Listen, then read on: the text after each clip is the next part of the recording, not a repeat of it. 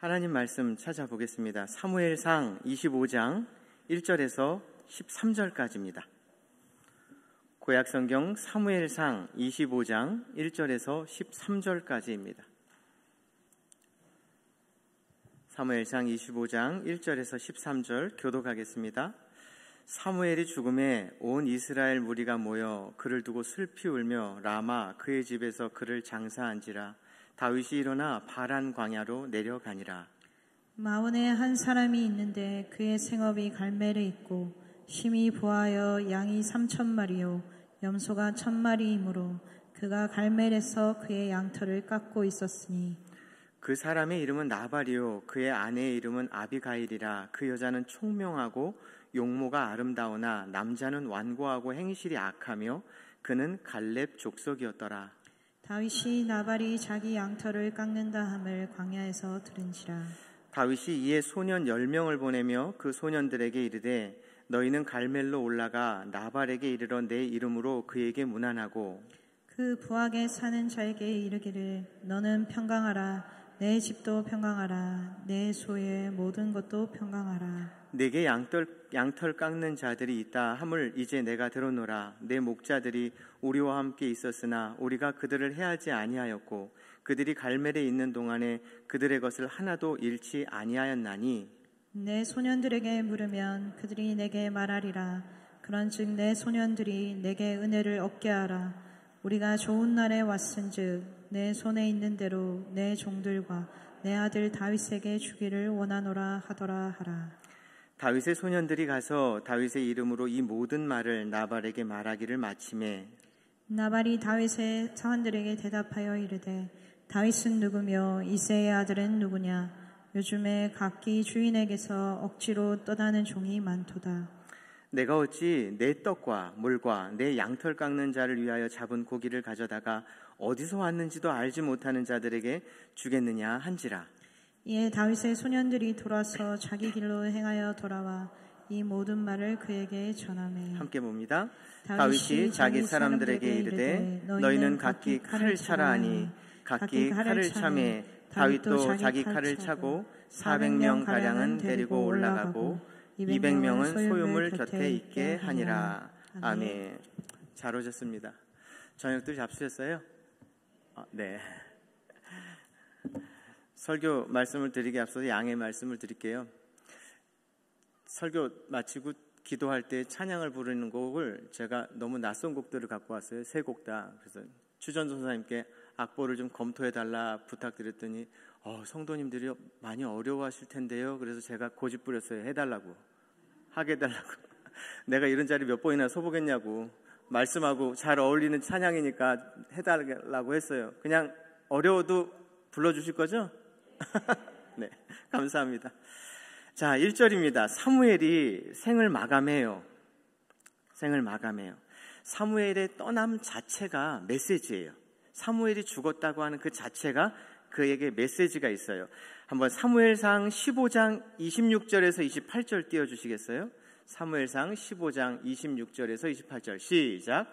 사무엘이 사울에게 이르되 나는 왕과 함께 돌아가지 아니하리니 이는 왕이 여호와의 말씀을 버렸으므로 여호와께서 왕을 버려 이스라엘 왕이 되지 못하게 하셨음이다 하고 지금 사무엘이 사울에게 폐위를 명령한 거예요. 양위를 선언한 거예요. 자, 다음 절 시작. 사무엘이 가려고 돌아설 때에 사울이 그의 겉옷자락을 붙잡음에 찢어진지라.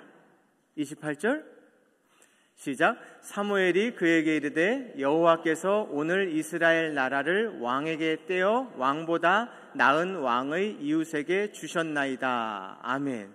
자, 요 장면. 사무엘이 하나님께 불순종한 사울에게 폐위 선언을 하고 양위 선언을 했어요. 그러자 차마 그것을 받아들일 수 없었던 사울이 뭘 잡았다고요? 겉옷자락을 잡았는데 어떻게 됐어요? 찢어졌고, 그리고 사무엘은 한마디 더 던졌죠. 내 나라는 내 이웃에게 나라가 되겠다 했어요.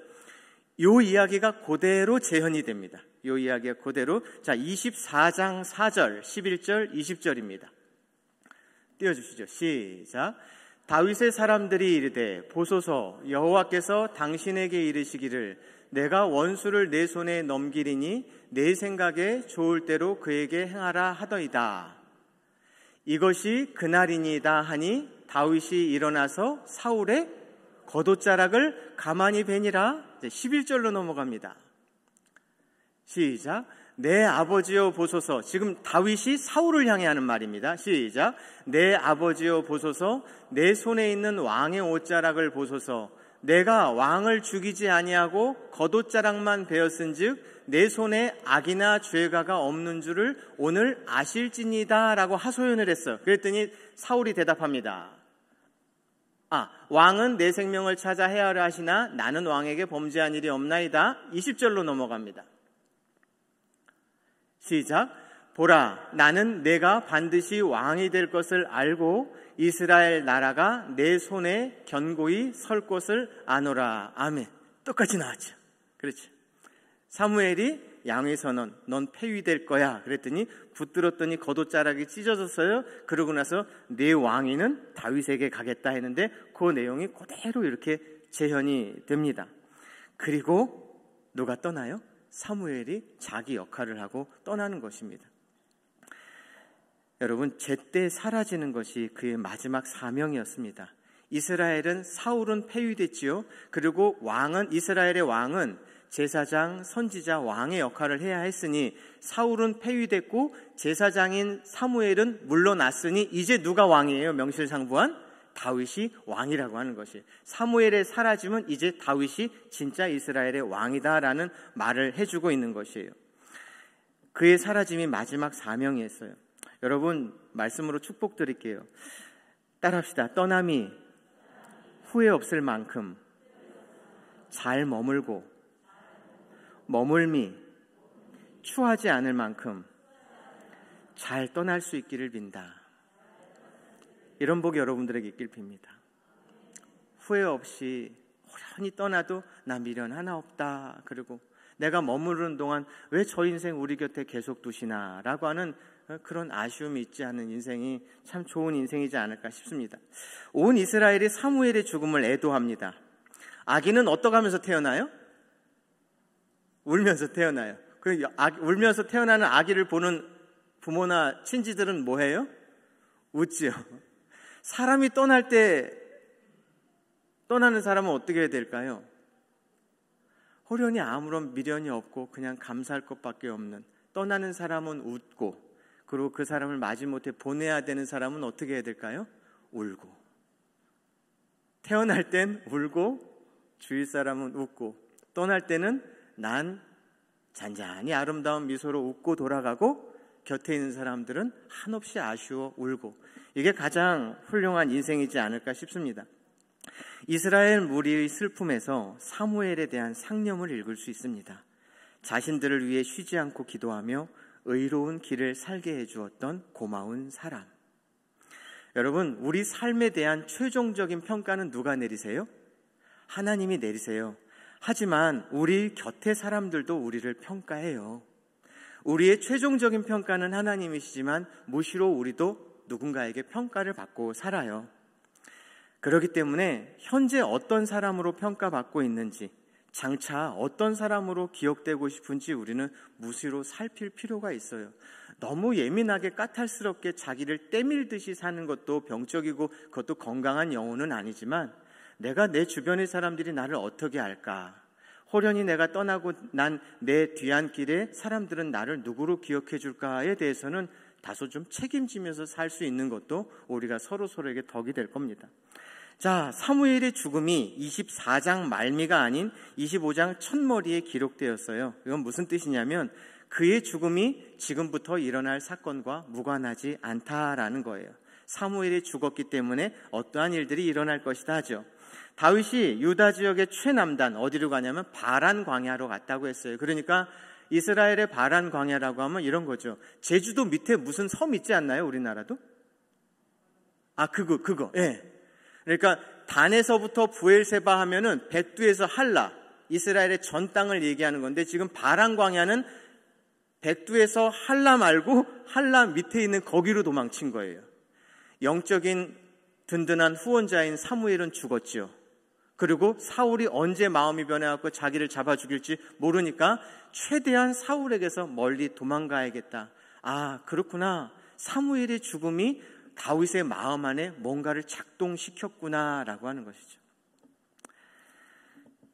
2절입니다. 뜬금없이 한 사람을 소개하게 됩니다. 2절 한번 읽어주시겠어요? 시작. 마온에 한 사람이 있는데 그의 생업이 갈멜에 있고 심히 부하여 양이 3,000마리요 염소가 1,000마리이므로 그가 갈멜에서 그의 양털을 깎고 있었으니 라고 해요. 이름이 먼저 안 나오네요. 그가 가진 많은 소유가 먼저 나오고 있어요. 아, 우리 동네에 고집쟁이 하나 있어. 아, 얼마나 고집이 세든지 이렇게 시작이 되는 거예요. 한 사람의 소개가. 얼마나 이렇게 해요. 그리고 한참 소개가 된 후에 그 인생 이름이 뭐냐면 이주환이라는 놈인데 이렇게 되는 거죠. 그러니까 지금 이 나발을 소개하는 게 이름으로서 그가 가진 명예적으로서 그 사람을 소개하는 것이 아니라 그 사람의 인생의 아이콘이 뭐예요? 그는 악착같이 자기 것을 놓치지 않는 그것이 그 사람을 설명하는 아이콘이었죠. 3절입니다. 시작. 그 사람의 이름은 나발이요 그의 아내의 이름은 아비가일이라. 그 여자는 총명하고 용모가 아름다우나 남자는 완고하고 행실이 악하며 그는 갈렙 족속이었더라. 여러분 참 인생이 안타깝고 안쓰러운 게요. 곁에 총명한 아내가 있대요. 이쁜 건 놔두고요. 이쁜 건 놔두고 총명한 아내가 있고요. 여러분 성경에서 제가 가장 존경하는 사람은 다니엘인데요. 그 다음에 존경하는 사람은 여호수아하고 갈렙이거든요. 이 사람만치 자기들의 생애적으로 믿음을 지켜낸 인물이 없는데 생각해 보세요. 자기 곁에 그 총명한 아비가일이 있고 자기가 누구의 후손이에요? 믿음의 조상 갈렙의 후손이에요. 인생이 참 가련한 게 이렇게 총명한 여인과 믿음의 계보를 갖고 있으면서도 나발이라고 하는 한 사람의 됨됨이를 바꿔놓는 데에 아무런 영향을 끼치지 못했다라고 하는 것은 참 이거 얼마나 비애입니까? 비애. 자, 4절입니다. 다윗이 나발의 집에 양털 깎는 축제의 날이라는 소식을 들은 거예요. 그래서 소년 10명을 보내요. 유목민들에게 양털 깎는 날은 마치 농부들의 추수감사절 같은 거예요. 그래서 마을 전체가 즐기는 축제일이죠. 이웃과 친구를 대접하고 가난한 자들을 돕는 날이었어요. 5절 보니까 다윗도 먹거리를 얻으려고 소년들을 보내요. 다윗의 식술들이 600명 정도 있잖아요. 만약에 출애굽식으로 계산했다라고 하면 장정이 600이라면 식솔들까지 합치면 1000단위가 넘어가는 숫자일 테니까 다윗도 대장으로서 자기 식솔들 따르는 이들을 먹이고 싶었겠지요. 그래서 소년들을 보내요. 6절에서 8절을 보니까 그 소년 10명에게 이렇게 얘기를 하는 것이죠. 나발에게 가서 여차저차 해라. 나발의 귀에 들려줄 말까지 소상히 그 입에 넣어주고 있어요. 그런데 이제 이 다윗의 요청을 놓고 의견이 분분해요. 이것은 대놓고 내놓으라는 보호비 청구다. 자기가 나발의 그 유목 생활들을 보호해 줬으니까 이거는 보호비 청구를 한 것이다. 그리고 소년들에게 넣어준 말도 이게 강자에 있으니까 고압적인 언사지 이건 아주 무례한 것이다 라고 얘기하는 사람들도 있고 아니다. 고대 사회에서 얼마든지 있을 수 있는 요구이다. 6절 한번 보셔요. 6절에 보면 그 부하게 사는 자에게 이르기를 너는 뭐하라? 평강하라. 내 집도 평강하라. 내 소유의 모든 것도 평강하라. 극진한 마음으로 이르렀다. 그리고 고대 사회에 나그네 환대법도 있지 않느냐. 얼마든지 요구할 수 있는 것이었다라고 하는 것이에요. 실제로 다윗은 경비대를 조직했어요. 그리고 광야에서 유목을 하는 주민들의 가축과 소유를 지켜주었지요. 여러분 비록 도망자 신세였지만요. 그는 왕의 옷을 입고 있지 않았어요. 그렇지만 사무엘에게 이미 머리에 기름 부음을 받은 자예요. 왕의 옷을 입고 있지 않았지만 왕자에 앉아 있지 않았지만 그는 왕으로 살았답니다. 그는 왕으로 살았어요. 또 이야기해서 부끄럽고 미안한데요. 부목사인 저에게 쓸모없는 고민이 하나 있고 쓸모있는 답이 하나 있어요. 쓸모없는 고민은 이거죠. 추전도사님 아시죠? 저는 언제 담임 갈까? 이게 쓸모없는 고민이에요. 쓸모있는 대답은 뭐냐면 써왔어요. 말 틀리지 않으려고. 어딘들 중요하겠는가. 내가 거기 가서 하고 싶은 일을 여기서 할 수 있고 하고 있다면 그것으로 충분하지.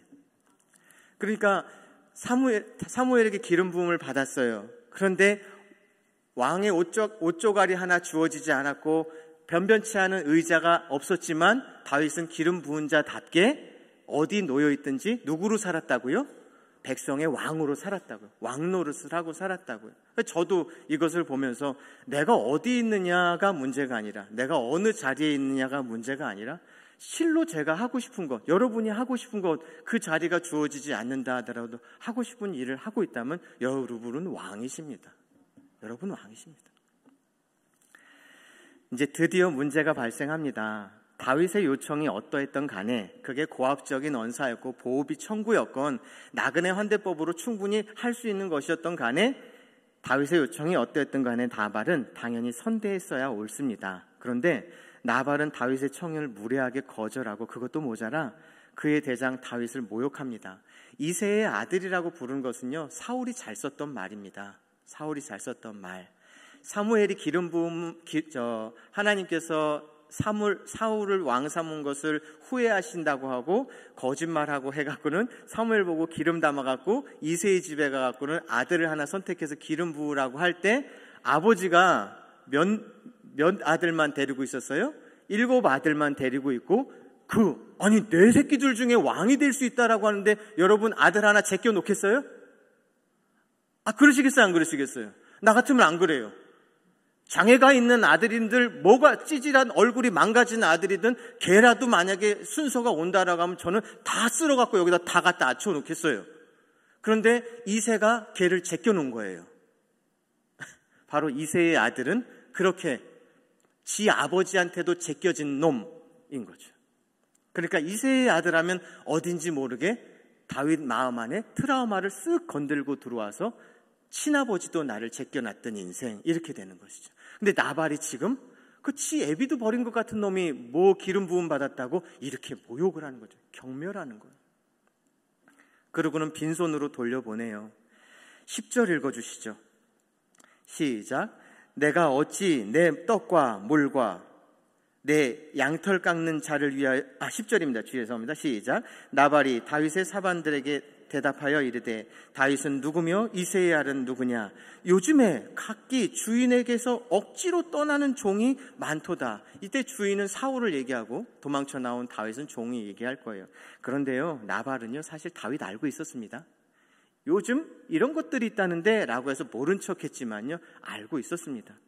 게다가 사울과 다윗 사이에서 벌어지는 그 정치적인 관계도 알고 있었습니다. 그걸 꿰뚫고 보고 있었어요. 그러니까 나발의 말이요, 이거 이새의 아들 지 애비도 제낀 놈, 이렇게 하는 게 망발처럼 들리잖아요. 아니에요, 이거 속셈이 있는 말이에요. 속셈이 있는 말이에요.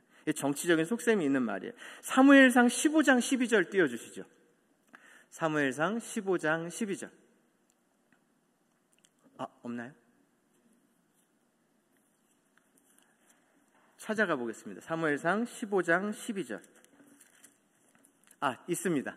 시작. 사무엘이 사울을 만나려고 아침에 일찍이 일어났더니 어떤 사람이 사무엘에게 말하여 이르되 사울이 갈멜에 이르러 자기를 위하여 기념비를 세우고 발길을 돌려 길갈로 내려갔다 하는지라.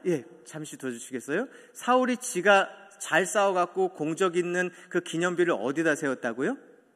갈멜. 지금 이 나발은 어디 사람이에요?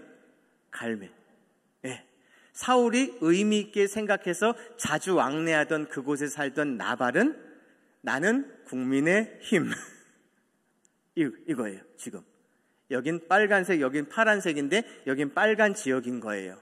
그런데 나는 아무리 다윗이 사무엘에 의해 기름 부음 받았다고 하지만 난 그 기름 부음 받은 거 인정하지 못하겠다라고 하는 것을 사울이 유력하게 생각하고 있는 갈멜에서 떠들어댄 거예요. 그래서 이 말이 누구 귀에 들어가길 바란 거예요? 사울 귀에 들어가길 바란 거죠. 그래서 일부러 거기서 떠들어대고 사울의 귀에 딱 들어가는 순간, 그래? 나발이란 놈이 내 편이란 말이야? 이렇게 되는 거죠. 그러면 자기가 경영하고 있는 유목이 더 탄탄하게 이루어질 것 같으니까 정치적인 속셈으로 이렇게 얘기를 하는 것이에요. 그런데 나발은 이 죄로 열흘 후에 죽어요. 제가 이번 주, 다음 주, 다다음 주 3주에 걸쳐서 이 25장, 26장을 계속 스트레이트로 강해할 거예요. 이 나발이 죽는 지점이 여러분들에게 아마 카타르시스가 느껴질 정도로 매우 중요한 장면이 돼요.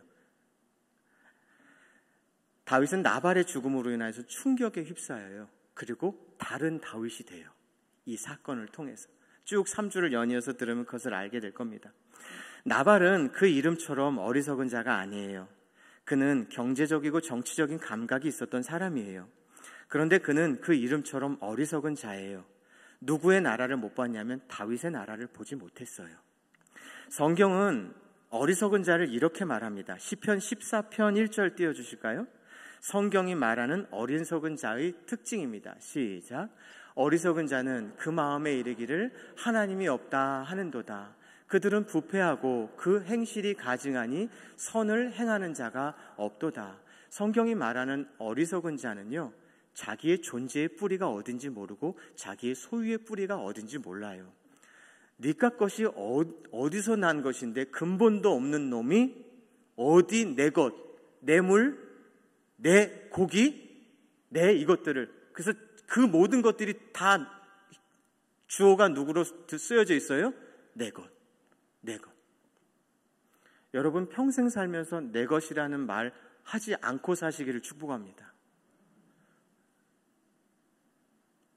사도 바울이 죽어가는 그 순간에 믿음을 지켰으니 라고 하는 말을 하니까 여러분들도 믿음을 지키십시오 라고 하는데, 그 말은 믿음을 지켰으니란 말이 아니라 내게 누군가에게 전하라고 주신 복음을 내가 잃어버리지 않고 사수했으니, 맡겨진 수화물을 내가 잃어버리지 않고 끝까지 가지고 있었다라는 청지기적인 발언이에요. 나발은 지금 지 존재가 어디서부터 기인했는지, 지가 손에 들고 있는 것이 어디로부터 왔는지를 망각한 것을 바로 성경은 뭐라고 얘기하냐면 어리석음이라고 이야기를 해요. 그렇기 때문에 이 사람은 어리석은 거예요. 이제 이 나발의 모욕을 전해들은 다윗이 뭘 결심하시는지 보시죠. 졸리시죠? 자, 12절 13절 읽어보시겠습니다. 시작. 이에 다윗의 소년들이 돌아가서 자기 길로 행하여 돌아와 이 모든 말을 그에게 전하매, 다윗이 자기 사람들에게 이르되 너희는 각기 칼을 차라 하니 각기 칼을 차매 다윗도 칼을 차고 가량은 데리고 올라가고 200명은 소유물 곁에 있게 하니라. 다윗이 폭발해요. 그리고 조폭 영화에서나 나올 법한 장면이 이제 펼쳐져요. 400인에게 칼을 채워요. 그리고 다윗도 칼을 차고 나발의 집을 쓸어버릴 작정이에요. 다윗이 왜 이렇게 됐냐면 21절 22절 보세요. 21절 22절 시작. 다윗이 이미 말하기를 내가 이 자의 소유물을 광야에서 지켜 그 모든 것을 하나도 손실이 없게 한 것이 진실로 허사라. 그가 악으로 나의 선을 갚는도다. 내가 그에게 속한 모든 남자 가운데 한 사람이라도 아침까지 남겨두면 하나님은 다윗에게 벌을 내리시고 또 내리시기를 원하노라 하였더라. 내가 거기에 있는 남자들이라고 했잖아요. 되게 상스러운 말 썼습니다. 이게 남자들이란 말이 아니라 원어를 찾아가 보면 그 집에서 서서 벽에다가 소변을 보는 것들은 다 잡아 죽여버리겠다 이렇게 말한 거예요. 그러니까 엄청 이렇게 분노가 나서 제정신의 말이 아니라 자기의 정신을 넘어선 그런 분노 폭발한 말을 한 것이죠. 지금 다윗의 심정은 4글자로 후회 막급입니다. 나는 내가 저에게 베푼 선을 이렇게 악으로 갚아. 그래서 아까 다윗이 소년들을 보내면서 평강하라를 몇 번 했어요? 몇 번 했어요? 3번. 자, 그러면 13절에 칼이 몇 번 나오나 보세요. 13절 보세요. 칼 몇 번 나와요? 몇 번 나와요? 3번. 내가 말했던 평강 그 3번 다 내 칼로 부셔버리겠다.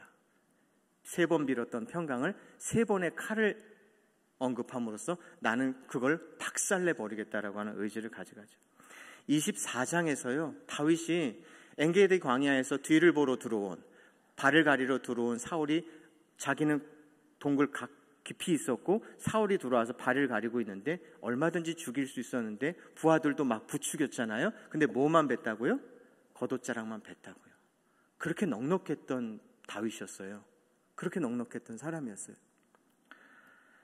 24장에서 다윗은 여호와의 구원이 칼에 있지 아니함을 온몸으로 보여줬습니다. 사울을 죽일 기회가 있었지만 하나님의 손에 맡겼던 그입니다. 사울을 놓아줌으로써 자신에게 돌아올 위험과 고난이 뻔히 보이는데도요, 그는 하나님이 약속하고 나 너 끝까지 책임질게, 그리고 내가 책임지는 방법이 내 눈으로 보기에는 의심이 많이 가고 두렵고 전전긍긍하고 댕댕거리고 조마조마하게 되는 방법이지만 나 나름대로 내 방법을 통해서 너의 마지막 목적지까지 내가 데려갈게, 약속할게. 그리고 나만의 방법으로 그 길을 가는데 너 죽을 것 같이 침이 마르고 입에서 단내가 나고 내가 일하는지 안 하는지 모를 것 같은 순간에도 나는 네 하나님 돼줄게. 그 말에 다윗은 순종할 줄 알았던 사람입니다.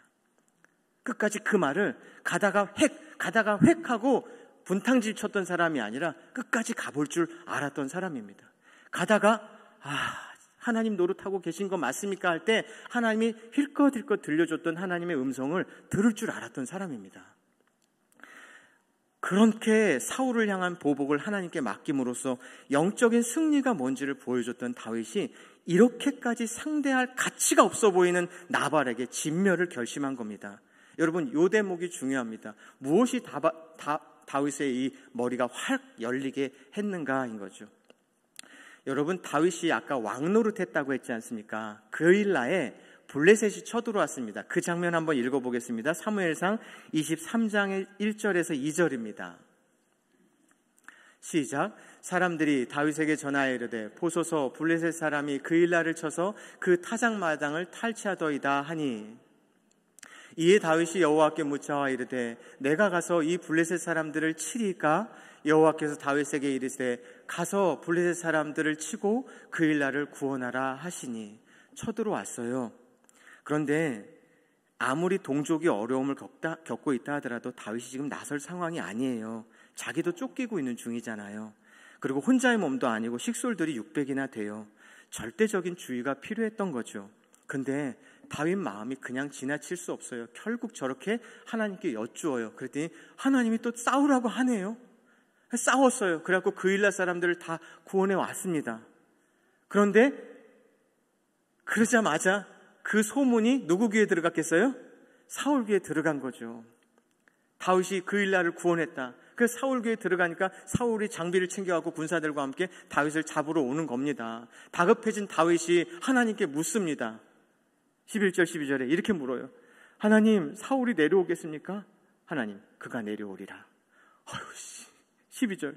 그 일날 사람들이 나와 내 사람들을 사울의 손에 넘기겠나이까? 하나님, 그들이 너를 넘기리라. 야, 이럴 것 같으면 나 이거 얘네들 손 못 보게 하지, 이거 구원해 내게 하고 나 이렇게 코너로 모르십니까? 그런데 다윗이 어떻게 했는 줄 아세요? 조용히 그 일날을 빠져나와요. 폭발할 만한데 그 배은망덕한 것들을 그냥 덮고 빠져나온다니까요. 근데 여기 중요한 건요, 그 일날 사람들이 블레셋이 쳐들어왔을 때 다윗한테 부탁했어요? 안 했어요? 안 했어요. 안 했어요. 이 지점 중요해요. 이건 신학적으로 되게 중요해요. 그 일날 사람들이 블레셋이 쳐들어와서 죽을 것 같은데 다윗 구해주세요? 안 했어요. 다윗이 보고 저 살려야 되겠는데 하나님 가요 마요 하는데 하나님 가라고 했어요. 그런데 배신한 거예요. 하나님의 일이 이렇더라고요.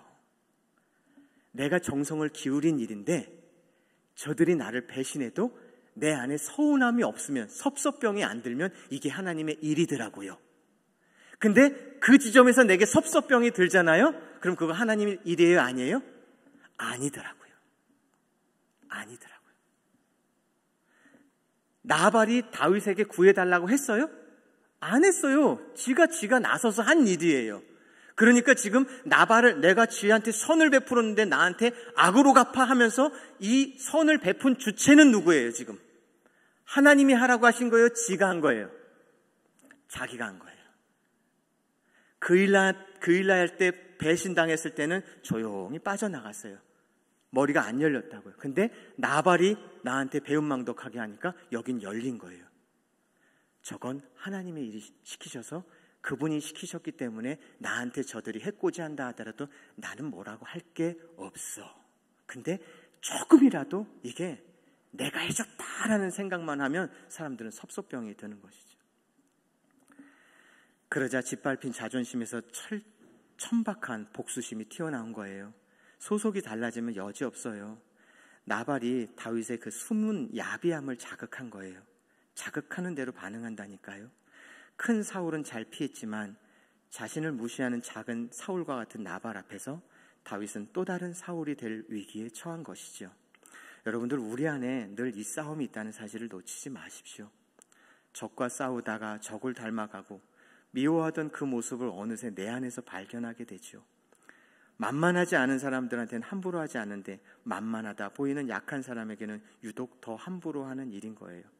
여러분, 하나님의 사람들이요, 하나님을 놓치는 순간 전혀 하나님과 상관없는 사람처럼 행동할 수 있는데 이게 신앙의 의외성이에요. 신앙의 의외성. 잠시만 하나님을 놓쳐도요, 저 여러분들은 어떻게 생각되세요? 저 하나님의 사람 쪽 같으세요? 하나님은 먼 사람 쪽 같으세요? 순식간에 병신 쪼다대더라고요. 조금만. 아니, 내가 평소에 설교를 그렇게 못했었나? 나 수요일에 설교한다는데 왜 이렇게들 적게 왔어? 요렇게만 딱 마음 먹잖아요. 그럼 딱 빈정상하고 설교할 매가리가 딱 떨어져요. 섭섭병이 싹 들어와요. 소속만 바뀌면.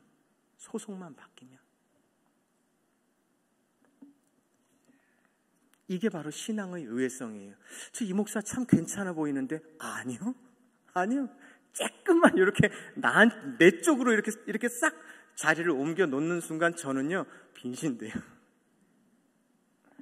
또 하나, 다윗이 이렇게 발끈했던 것은 무슨 문제냐면, 따라합시다. 밥의 문제였다.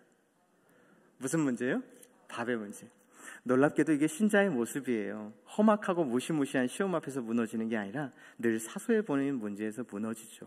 우리 안에 늘 이런 싸움이 있다는 걸 사실 놓치지 마세요. 사소한 것에 약이 올라 분노하는 내부의 적을 조심하셔야 돼요. 다윗은 나발에게서 억누를 수 없는 분노를 느낀 거예요. 악착같이 자신을 죽이려고 추격하는 사울의 관계에서는 느끼지 못했던 그 분노에, 따라합시다. 다윗은 사울이 된다.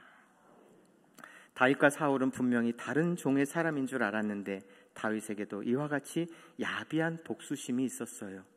그 아름다운 사람 다윗에게서 또 다른 다윗을 발견하는 거죠. 그런데 이제 다음 주 설교가 이 대목인데요. 따라합시다. 그런데 그런 다윗을 하나님께서 사랑하세요.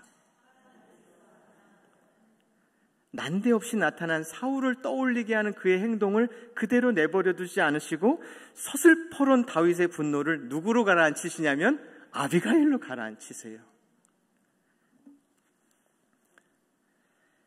견고했던 다윗을 한 방에 무너뜨리는 것도 몇 명이면 돼요? 한 명이면 돼요. 한 사람의 말이면 저 같은 거 한 번에 무너뜨려요. 추전도사님이, 목사님 왜 이렇게 오늘 성도님들이 적게 왔지요? 이러면 저는 이제 막 이렇게 한 방에 무너져요. 그러다 딱 나가다 오늘 설교하시는 송현아 권사님께서 목사님 이렇게 하면 또 저는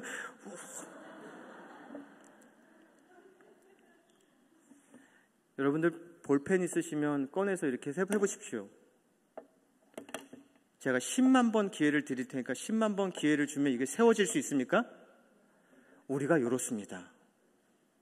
한순간도 붙들리지 않으면 고지곳대로 넘어지는 게, 한 사람의 한마디 말로 그냥 고지곳대로 고꾸라지고, 한 사람만 이렇게 해주면 사람 노릇할 수 있는 것이죠. 그래서 오늘 설교의 대목은 그겁니다. 우리가 이런 존재인데 여러분들은 어떻게 하시겠습니까? 하나님이 이 사건 속에서 다윗을 자기가 누구인지를 딱 직면하게 하세요. 여러분, 다윗이 골리앗을 넘어뜨릴 때의 다윗이 아니에요. 이 지점의 다윗 전부가 아니에요. 다윗의 진짜 얼굴은 어디서 만나는 줄 아세요? 밧세바를 취하고 우리아까지 죽인 그때의 다윗의 진짜가 드러나요. 여러분, 다윗과 같기를 축원합니다. 그러면 아멘 하시면 절대로 안 돼요. 하나님은 그의 자기의의 밑바닥까지 다 가게 하셔서 자기의 실체를 직면하게 하신 다음에 그 사람을 다 길어 올려요. 저는 청소의 은사가 있어요. 제가 제일 좋아하는 게 뭐냐면 임직식 때 주는 그런 수건 말고요. 그걸 한 3, 4년쯤 쓰면요 너덜너덜해져요. 그래갖고 그걸 빨잖아요. 빨아갖고 손으로 딱 짜면 요만해집니다. 그 컸던 수건이 딱 짜면 조그매져요. 그래갖고 그걸 탁 털어갖고 베란다에다 널잖아요. 그리고 한나절 햇빛이 쐬고 나면 얘가 뭐가 돼요? 누룽지가 돼요. 그렇죠? 바삭바삭한 누룽지가 돼요. 그죠? 그런데 여기 딸내미가 물을 탁 흘렸어. 물을 딱 흘렸는데 임직식에서 받아온 거 박스에서 걸어갖고 거기다 탁 던지면 물 빨아들여요? 안 빨아들여요? 안 빨아들여. 근데 그거 딱 빨래줄에 딱 하고 딱 던지면 어떻게 돼요? 크리넥스처럼 탁. 사도 베드로가 그렇게 배신하고 디베라 바닷가에서 바스라질 대로 바스라져갖고 저 걸레짝같이 자기 의가 아무것도 없는 그 순간에 그걸 걷어다가 내 양을 치고 내 양을 먹이라고 그제서야 그게 걸레짝이 된다니까요. 그게 청소에 피로 쓰인 받는다니까요. 근데 우리는 아직까지 저 임직식 수건이잖아요. 아직 안 빠졌잖아요. 오늘 첫 번째 찬양이 그런 가사가 있어요. 은혜로 날 보듬으시고 사랑으로 품어주셔도 내 마음 한 자락도 지키지 못하는 이 모습 부끄럽습니다. 그런데 두 번째 가사가 이래요. 그런데도 따뜻한 곁을 내어주신 주님 앞에 나갑니다. 표현 못할 긍휼로 나를 붙드시니 그 이름만 바라봅니다. 표현 못할 긍휼이 누구였냐면 바로 아비가일이었어요. 다음 주에 이제 이 다윗을 사람 만들어 가신다니까요. 이 다윗을. 자, 오늘 설교 마치는 기도는 여러분하고 저하고 화면을 보면서 같이 한번 해보도록 하겠습니다. 띄워주시죠. 삶을 위한 마중물 기도 시작. 잘 머물고 잘 떠날 수 있는 인생이고 싶습니다. 호련히 부르시는 어느 날 미소를 남기고 싶습니다. 어떤 사람으로 평가받고 있는지, 어떤 사람으로 기억되고 싶은지 무시로 살펴 겸비한 마음 주시옵소서. 총명한 아내도 믿음의 조상 갈렙도 나발의 됨됨이에 어떤 영향도 줄 수 없었다는 것에 두려움을 느낍니다. 왕의 옷을 입지 않았고 왕의 자리에 있지 않았으나 왕의 본분을 다할 줄 알았던 다윗을 우리도 살겠습니다. 나발과 같이 하나님 나라를 못 보는 인생의 우를 범하고 싶지 않습니다. 수시로 어리석은 저를 불쌍히 여겨 주옵소서. 삶의 주체를 계속 나로 두고 사는 우를 범함도 슬픈데 마음에 섭섭병이 들어 인생을 거스릅니다. 제정신인 것 같다가도 사소한 것에 무너지는 제 모습을 수시로 발견합니다. 적과 싸우며 적을 닮아가고 미워하던 그 모습이 어느새 제 안에서 발견되는 부끄럽고 초라한 일이 많아집니다. 그 약점이 늘 제 신앙의 발목을 붙들곤 합니다. 임재하시고 통치하시어 모든 시간과 방법을 주님께 맡길 수 있는 순종을 허락해 주옵소서. 예수님의 이름으로 기도 올립니다. 아멘.